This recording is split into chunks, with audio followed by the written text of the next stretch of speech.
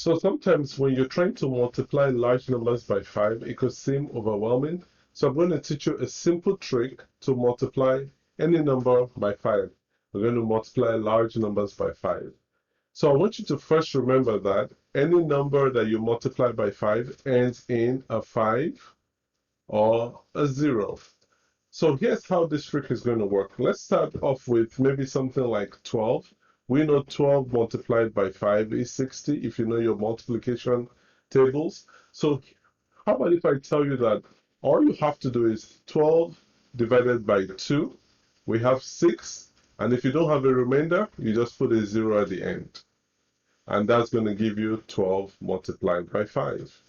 What about something like 24 multiplied by 5? So what we're going to do here is we're going to take 24 divided by 2. So we get a 12. And then because there's no remainder, we put a 0 at the end. So 24 multiplied by 5 is 120. Let's do one more. What if I had something like 17 multiplied by 5? What I'm going to do here is I'm going to divide 17 by 2. I have an 8, and then I have a remainder of 1.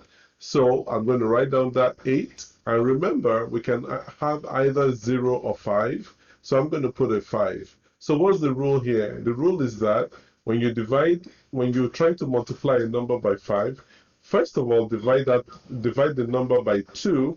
And if there's no remainder, just put a 0 at the end. If there is a remainder, put a 5 at the end.